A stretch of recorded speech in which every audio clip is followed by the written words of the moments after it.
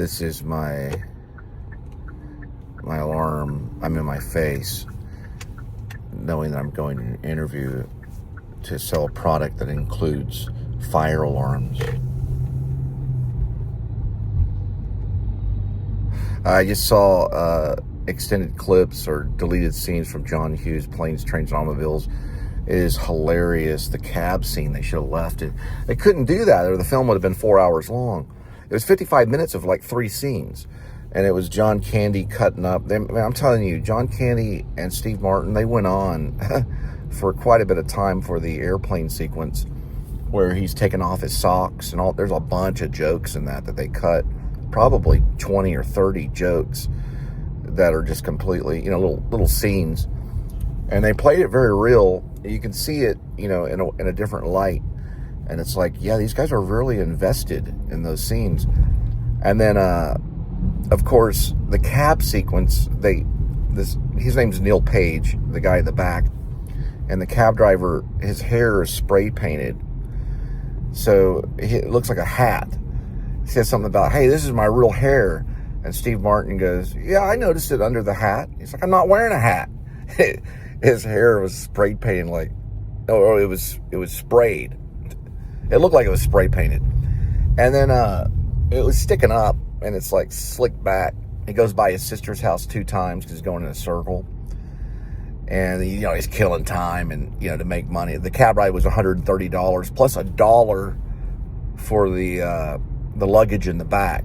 So John Candy, who's playing Del Griffith, he says, yeah, I'll cover the luggage, which is $1, and so Steve Martin's character, who's in marketing, he covers the $130 payment for the cab ride from the airport to this hotel room where they end up getting robbed by Pizza Guy. Now, there's a whole scene with the Pizza Guy. It goes on for quite a bit.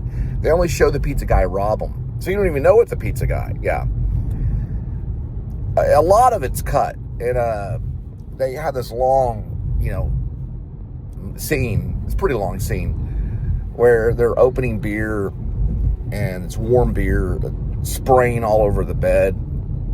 And this pizza that's been dropped. I've done it myself. But what's funny is he only tips the guy basically $1.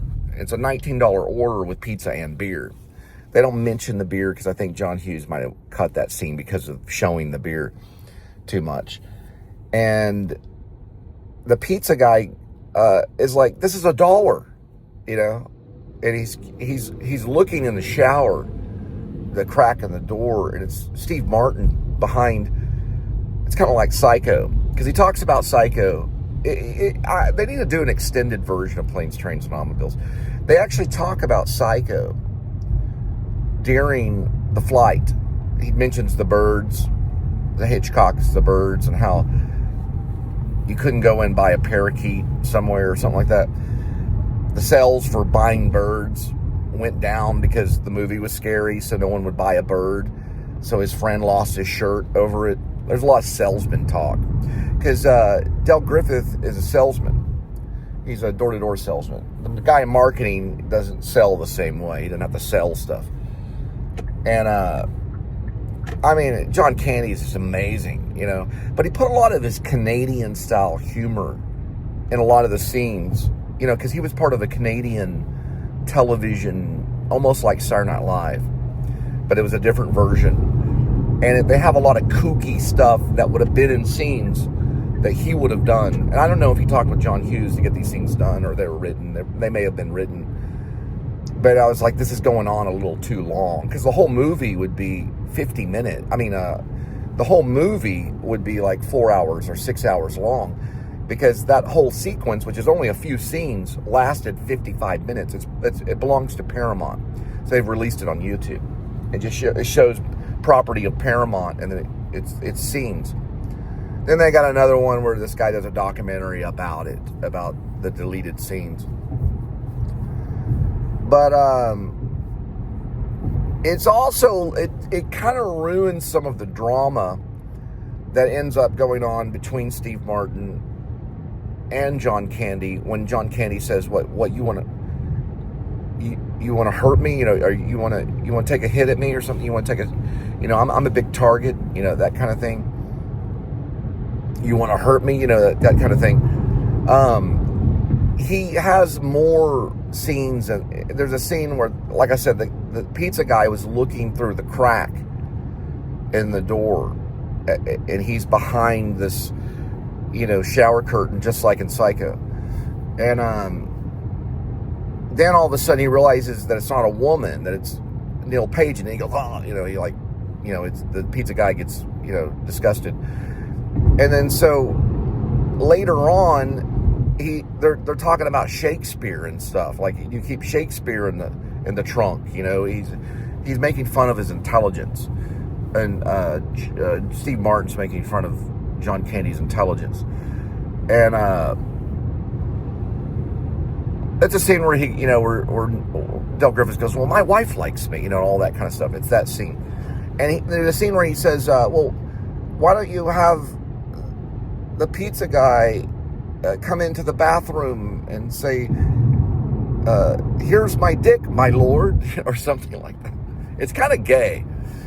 And they cut that, they cut a lot. You see, you need to watch that if you're into filmmaking, especially those, because it goes on too long and it's not that funny. The whole scene where they're shaking the beer, and it's just a mess. But it's funny, but it's not real funny. So they find what works, and they talk about it, and then they use that, and they shave everything else off. So they might have a 6-hour movie, and then they trim it down to maybe, barely 2 hours. That's why it's so dang good as a filmmaker. You do a lot, and then when you get in the editing room, you spend a year talking about what is going to work. It's more manipulating. You can't do that in theater. Yeah, you got to figure it out. The theater's harder because the playwright's got to figure out what's going to work eventually. They can do it in rehearsals. They can find out in rehearsals what to cut in a theater. But in film, they could just get it all out there.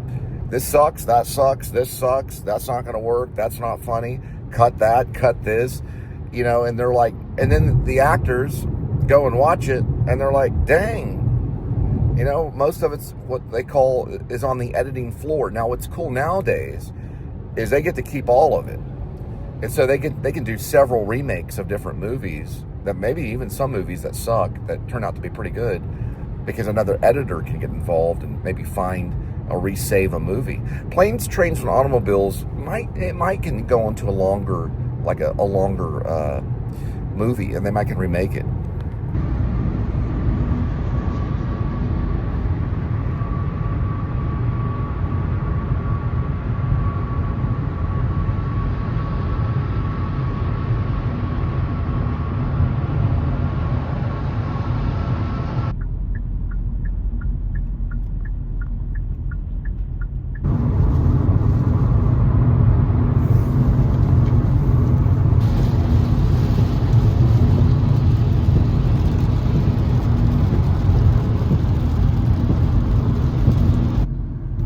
Next to Josie Records. That's pretty cool.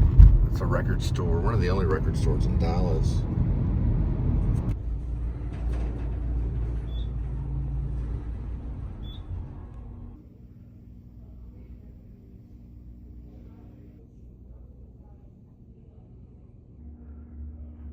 Backhand, that was such a weapon. It's always been such a weapon. He really leaned into that one.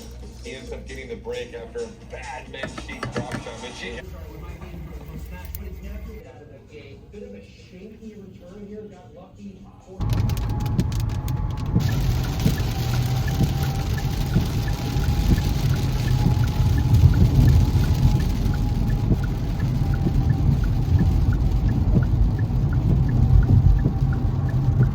Getting these sheets of rain.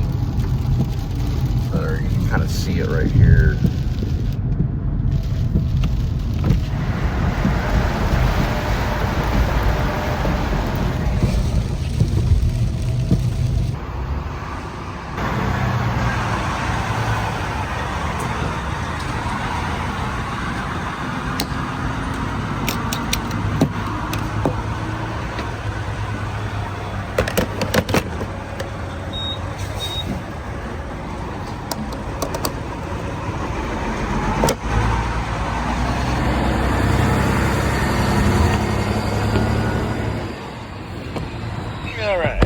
I got that. Basically a breakfast dog. Some Coke Zero.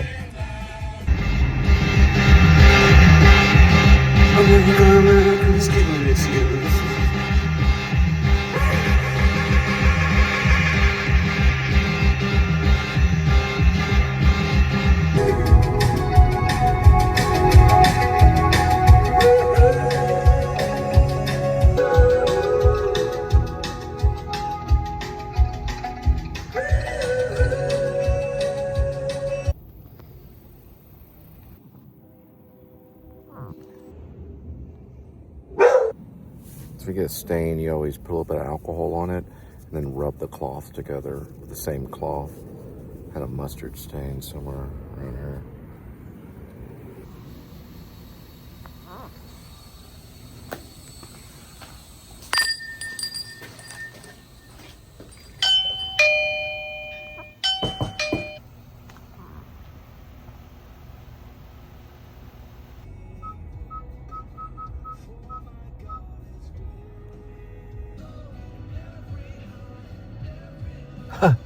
He couldn't even tell it was a dog until he blinked his eyes.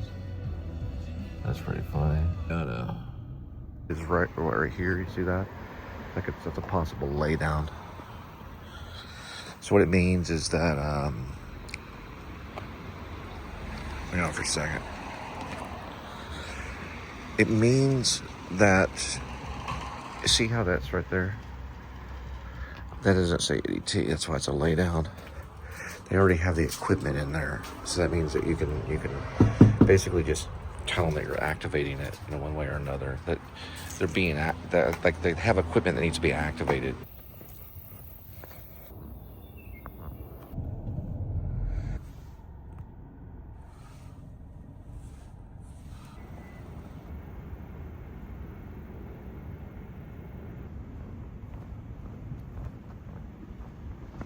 I'm in Arlington, and this might be connected to Vinnie Paul's museum. That's also a guy named Dimebag Darrell from Pantera. It may not be that one, but we could use that one for Baggage Claim. Baggage Claim is a short film that I want to work with the playwright out in Fort Worth. It's kind of it's a personal piece. I don't like to talk about it a whole lot. But he shows up at the airport. He's got a top hat. He's got this weird kind of outfit. He actually is a professional Colombian coffee salesman. He sells coffee. And so he gets picked up at the airport by this like secret rideshare guy. He picks him up and they have coffee where he actually has, it's kind of almost absurdism. He has coffee in the back, but it's like smoking all this, like I'm going to use like, that kind of gas stuff that's dry ice. Yeah, I'm gonna use dry ice where it's like kind of filling the car and he's drinking coffee. And then you find out he speaks English, kind of has an accent a little bit. And then he's going to see his grandmother in a grave where the same place where Pantera is buried. He's actually a Pantera fan, but he has this huge top hat. And he has a briefcase too that has his coffee stuff in it. It's like a little carrying case, a little box that he carries, and he's got like this little machine in it and stuff, and it makes coffee. And so then they go, and he has this moment where they sing the Beatles a little bit. Then he has this moment where he knows a Pantera song, and then he knows the Pantera song, but he kind of sings it weird. Then they go to Pantera's grave, and they do something at Pantera's, like a bit at Pantera's grave, and then he goes to his grandmother's grave, or it might be his mother, and you don't know if it's his grandmother or his mother, but he doesn't really say. But he puts a saucer down, and then a little saucer teacup down on the grave at the grave thing. It's called Baggage Claim because they meet at the Baggage Claim at DFW Airport. It's a short I do want to do. I may produce it myself, but I haven't had them to sign on it yet, so I might have to hire off of Backstage, and I could hire off of that if I raise enough money for it. I'd probably say I need anywhere between $5,000 to $10,000 to comfortably do it, but I may not even need that much because I have this thing. I'm thinking about one of the shots. This is probably like a shot, and you can see him over there, and he's drinking the coffee. It's literally like this, but I kind of wanted it to be more like this, but you can't do the shot like that because it's safer to do the shot like maybe like that. Yeah. So you can't even see that really when you're driving. So if I'm driving like this, you can kind of see the shot like that. Now another option I could have is I could do it like this, and that could be a shot too, like that. And you can see them in the center right there. So that's perfectly fine like that.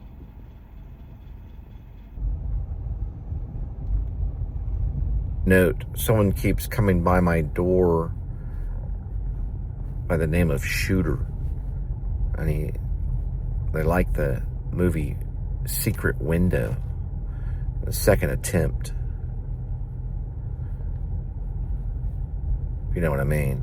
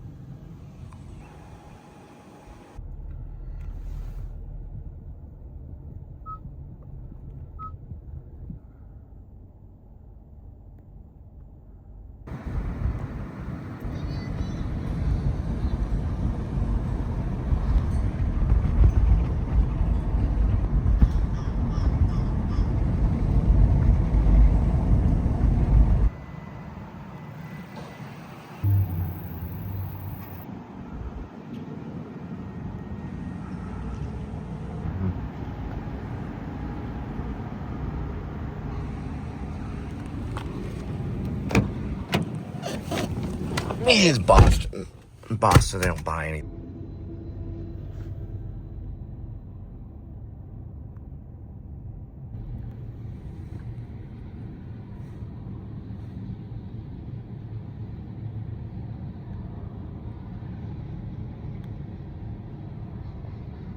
I couldn't see that guy. He appeared literally like a time travel right behind me. It was a whatever cop. I don't know. I'd say Grand Prairie, but I'm reporting it right now. Just a friendly reminder. And it basically, man, I'm telling you, I could not see this guy. So I was making a left-hand turn, and then all of a sudden he was behind me. So I don't know where he was. And then he said, you need to watch where you're turning. But there were no double lines. I'll go over the whole situation. It scared the shit out of me. But I guess he almost hit me, but I didn't see it. I didn't get his name. I don't always get their names. Because he was there 1 minute and then gone the next. So I'm going to report the whole incident and see what happened. Because for one thing, I'm trying to get through here. I think it would be Fort Worth, but I couldn't even tell that either. It was a real cop, but I didn't get a name. I didn't get his name. I want to say dark complected, Lancaster. Okay, I gotta make the report. So Forest and Lancaster, about right here. So this is very high traffic right here. So that's where the report was made. Huh. It's got wagon wheels.